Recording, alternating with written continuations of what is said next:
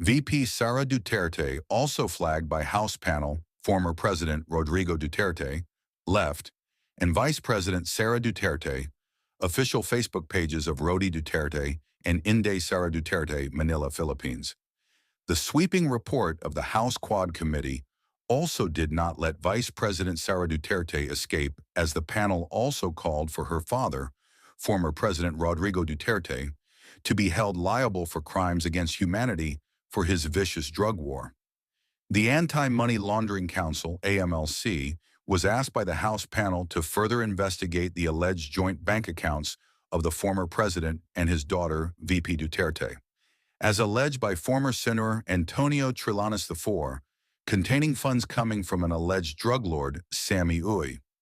This could also compound VP Sara Duterte's political woes, as she is already facing 3 impeachment complaints in a separate inquiry by the House Committee on Good Government for her alleged misuse of confidential funds as vice president and as former education secretary. Act on impeach Raps versus Sara, House urged drug money. The Quad Committee cited Trillane's testimony about bank accounts shared by the Dutertes, into which millions of pesos were transferred regularly by Uy, one of Duterte's election campaign contributors.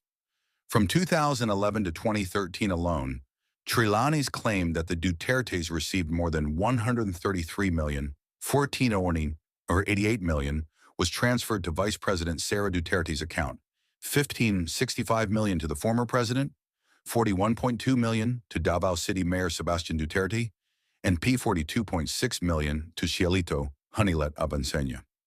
Some of the deposits were based on managers' checks that were traced to Uy, who was later identified by confessed hitman Arturo Las Cañas as a drug lord in his affidavit before the International Criminal Court, ICC.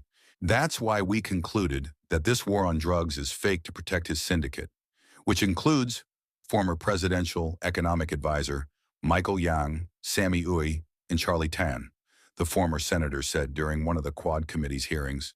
Duterte himself denied the accusations and even said he was willing to execute a bank waiver after being dared again by Trillanes. He later backtracked and said he would only do so if Trillanes hung himself.